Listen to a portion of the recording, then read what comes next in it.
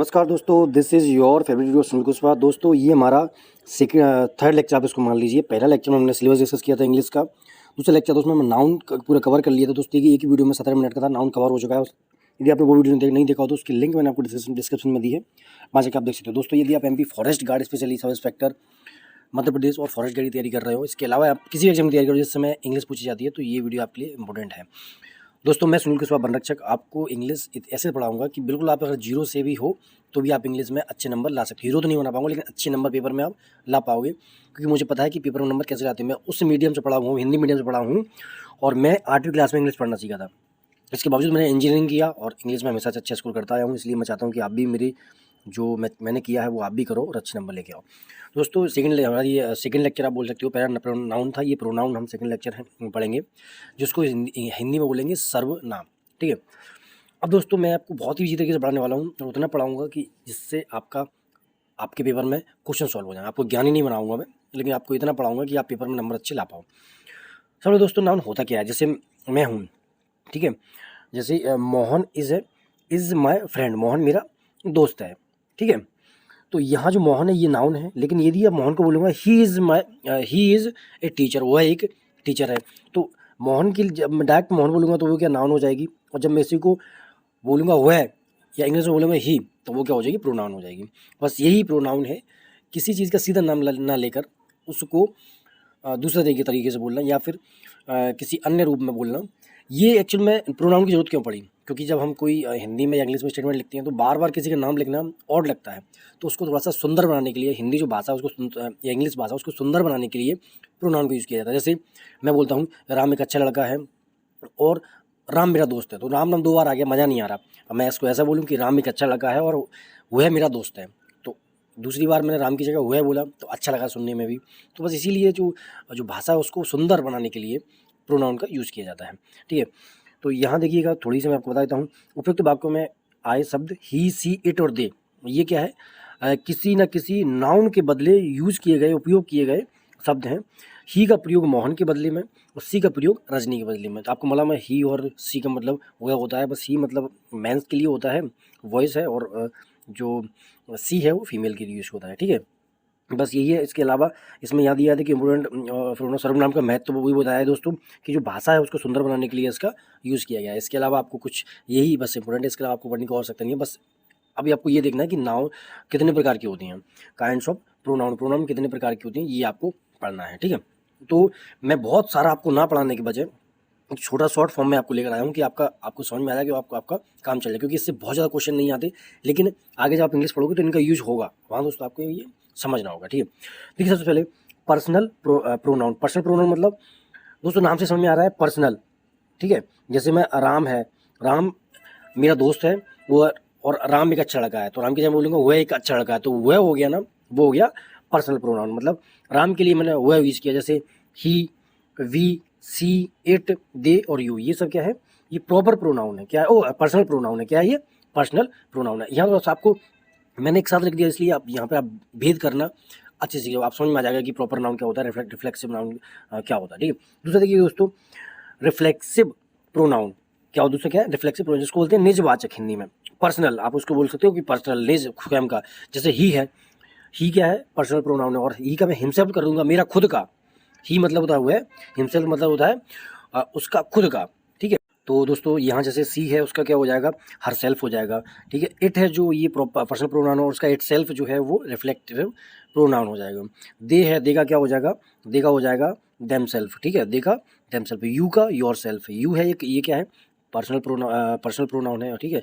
और रिफ्लेक्सिव में करूँगा तो यू का योर सेल्फ, मतलब योर सेल्फ, देम सेल्फ, ये सब आ जाएगा, वहाँ क्या आ जाएगा, रिफ्लेक्सिव 9 आ जाएगा। इम्फेक्टिव प्रोनाउन क्या होता है दोस्तों, ये वो प्रोनाउन होता है जब किसी चीज़ को दबाव दे के, जोर दे के बोला जाता है, उसको क्या बोलते हैं, इम्फेक्टिव प्रोनाउन बोलते हैं। जैसे मैं बोलूँगा ही इज़ बैड बॉय, ठीक है, तो ही क्या हो जाएगा, पर्सनल प्रोनाउन होगा। और मैं बोलूँगा ही इज़ बैड हिमसेल्फ, वह खुद में ही बुरा आदमी है, तो वो क्या हो जाएगा, वहाँ हिमसेल्फ जहाँ भी आ जाए, ही इज़ बैड बॉय, तो वो क्या हो जाएगा, पर्सनल प्रोनाउन हो जाएगा। और ही बैड बॉय हिमसेल्फ मतलब खुद की नज़र में वो बुरा है, तो वो क्या हो जाएगा, वहाँ क्या हो जाएगा, इम्फेक्टिव प्रोनाउन हो जाएगा। दे के साथ में देम सेल्फ आ जाए, साथ, ये सब साथ में रहती हैं, ठीक है। तो यहीं पे होता है क्या हमारा निश्चयवाचक इम्पेरेटिव प्रोनाउन। उसके बाद में इसमें पजेसिव प्रोनाउन। पजेसिव प्रोनाउन क्या होता है? अधिकारवाचक, किसी चीज़ पे अधिकार रिप्रेजेंट करने की, इस पर मेरा अधिकार है। जैसे देखिए दोस्तों, दिस बुक इज़ माइन, यह बुक मेरी है, मतलब इस बुक पे मेरा अधिकार है। This is my house, this house is my, मतलब यह हाउस मेरे खुद का है।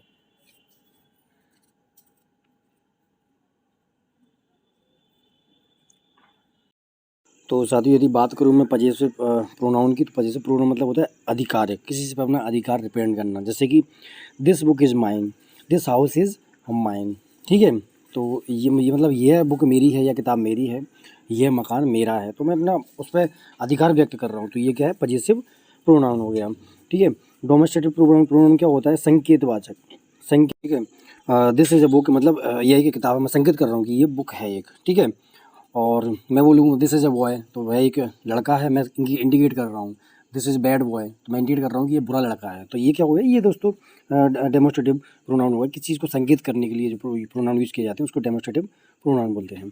इंटरोगेटिव प्रोनाउन नाम से समझ में आ रहा है, क्वेश्चन। इंटरोगेटिव मतलब होता है किसी चीज़ को पूछताछ करना या क्वेश्चन करना। तो जहाँ भी क्वेश्चन वाचक हो जाएगा, विच, वाट, वाई, तो वहाँ क्या हो जाएगा? इंटरोगेटिव प्रोनाउन हो जाएगा। बहुत सिंपल है दोस्तों, ज़्यादा टफ नहीं है, इसलिए मैं आपको ज़्यादा इसमें दिमाग लगाने की आवश्यकता नहीं है। नेक्स्ट देखिएगा, रिलेटिव प्रोनाउन। रिलेटिव मतलब दोस्तों किसी से संबंध व्यक्त करना। संबंध, जब भी किसी चीज़ में संबंध आ रहा हो, किसी प्रोनाउन में संबंध बता रहा हो, उसको क्या बोलेंगे?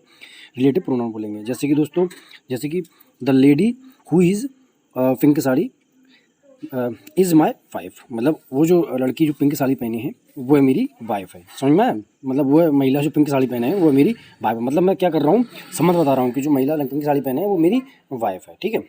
नेक्स्ट देखिए दोस्तों, इंडेफिनिट प्रोनाउन, अनिश्चितवाचक, मतलब जब जब कोई चीज़ निश्चित ना हो, कन्फ्यूजन वाली हो। जैसे कि देखिए, ऑल आर क्या है? All are gentle.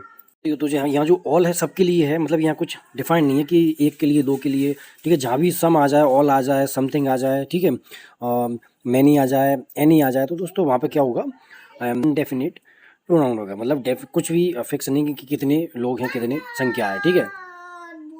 तो साथियों नेक्स्ट देखिएगा, 9 वाला है डिस्ट्रीब्यूटिव प्रोनाउन। मतलब नाम से समझ में आ रहा है कि बांटना, ठीक है। जहाँ भी आ जाए, ईच, जैसे बोलूँ ईच राम और श्याम, ठीक है, मतलब दोनों के लिए। आइदर राम और श्याम, या तो राम के लिए या श्याम के लिए, मतलब बांटने वाली जहाँ भी चीज़ आ जाएगी, डिस्ट्रीब्यूट करने वाली चीज़ आएगी। एवरीवन, ठीक है, एवरी मतलब प्रत्येक के लिए कोई चीज़ है तो उसको वहाँ क्या एवरी आ जाएगी। मतलब दिस फूड फॉर एवरीवन, समझ में आया? तो वहाँ क्या दोस्तों? डिस्ट्रीब्यूटिव प्रोनाउन आ जाएगा। समझ में आया आपको? हमारा लास्ट का दोस्तों, लास्ट का क्या है? लास्ट का है हमारा रेसिप्रोसिकल प्रोनाउन। अब इसमें देखिए दोस्तों, इसमें होता है कि दोनों एक दूसरे से, इसमें मतलब पारस्परिकता, मतलब दोनों, मैं मेरे लिए भी और तुम्हारे लिए भी। जैसे मैं बोलूँ राम एंड राधा, ठीक है, और राधा नहीं, मैं बोलता हूँ Sunil and Manju love each other, मतलब सुनील और मंजू दोनों एक दूसरे को प्यार करते हैं, ठीक है। तो ईच अदर मतलब एक दूसरे को, दो पारस्परिकता, दोनों पारस्परिकता आ रही है, ठीक है। All of four brother love one, मतलब प्रत्येक, वन अदर्स, ठीक है, मतलब चारों भाई जो हैं वो आपस में एक दूसरे से प्यार करते हैं। तो यहाँ क्या हो जाएगा? वन अनदर हो जाएगा, या ईच अदर, यहाँ इस प्रकार से यूज होंगे तो वहाँ क्या होगा? रेसिप्रोसिकल प्रोनाउन होगा, ठीक है। मतलब दोनों एक दूसरे से प्यार करती हैं, चारों में से दो, चारों आपस में एक दूसरे से प्यार करती हैं, तो वहाँ क्या हो जाएगा? वन अनदर हो जाएगा। समझ में आया? तो साथियों, ये हमारा क्या है? प्रोनाउन, काइंड्स ऑफ प्रोनाउन हो गए। हो सकता है कि आपको समझ में ना आ रहा हो, लेकिन जैसे हम आगे पढ़ेंगे तो ये चीज़ आपको क्लियर हो जाएगी, क्योंकि आपने बहुत बहुत दिनों बाद आपने इंग्लिश पढ़ी है। तो उम्मीद ये करता हूँ कि आपको समझ में आ रहा हो, थोड़ा बहुत भी आपको समझ में आ रहा होगा, तो आप अच्छा कर पाओगे, ठीक है साथियों। तो वीडियो आपको अच्छा लगे तो वीडियो को लाइक करना, शेयर करना, सब्सक्राइब करना। मैं उम्मीद करता हूँ कि आपको इंग्लिश इस बार आपको इंग्लिश में पक्का बना के रहूँगा। आपके 17, 18, 19 तक नंबर आएंगे, आपके 20 में से 20 आप ला सको, तो ये आपकी काबिलियत है।